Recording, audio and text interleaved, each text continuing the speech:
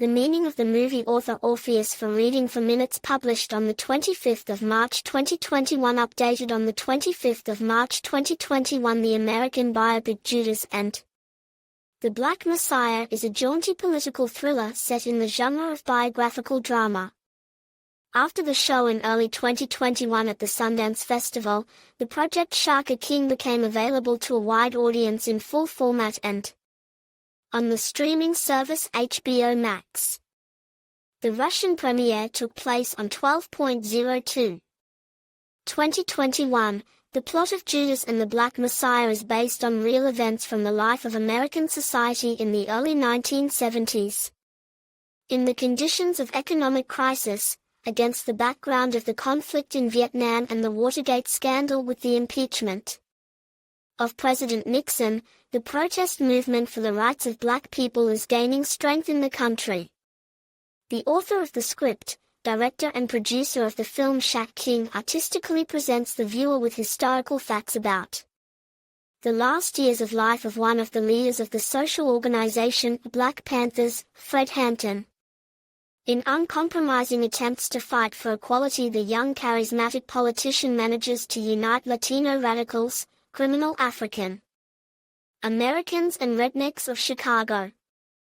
And it's not just the propaganda of Marxism-Leninism in educational institutions, quoting Mao and Che at meetings, and calling each other comrade. In addition to believing in the internationalization of workers, the Panthers are driven by a punkish desire to scare the American establishment. The organization does a lot of community work, raising money for free lunches for underprivileged school children and establishing its own law and order in the area. In the chairman of the Illinois branch of the Radical Panther Party, Fred Hampton, intelligence agencies C8 Black Messiah. The Chicago FBI is tasked with eliminating by any means necessary a troublemaker who threatens traditional American values.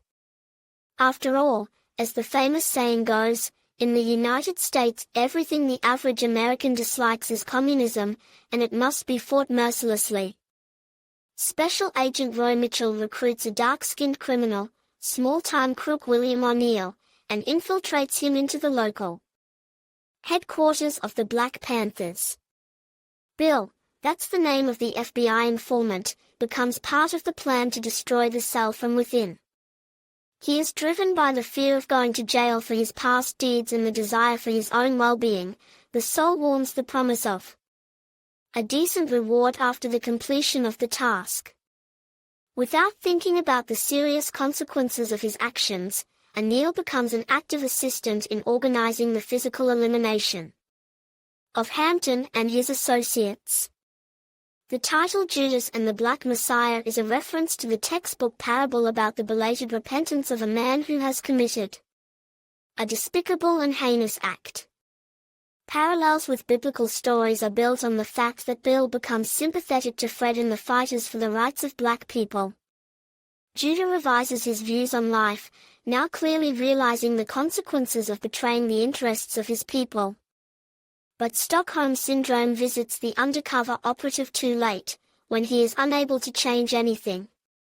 Reference to the historical context of the movie as a result of a successful special operation on December 4, 1969, Fred Hampton and several fellow party members were murdered in cold blood on the spot. After the funeral of the charismatic politician, attended by more than 5,000 people, other fighters for black rights in America made him an icon of their movement. 7 survivors of the Black Panthers shootout with police were tried, but the charges against them were dropped. Together with the relatives of their fallen comrades, they filed a lawsuit against Chicago's intelligence agencies and administration. After a decade of proceedings, each received monetary compensation. The total amount amounted to $1.85 million, which at the time was the largest amount paid in a civil suit. FBI informant Bill O'Neill remained silent for many years about his participation in the Chicago events of the late 1960s. On the evening of January 15, 1990, when his only interview, recorded the day before, was broadcast in the United States, and Neil committed suicide. Explaining the meaning of the movie Judas and the Black Messiah, it should be noted that Shaka King's project is a visionary and expressive black movie on the actual and topical theme of institutional racism in the United States. The final credits of the movie are accompanied by the song What It Looks Like. Jay-Z's voice addresses the viewer with a reminder of what happens to particularly shouty and undesirable politicians who achieve more than is expected of them. Admin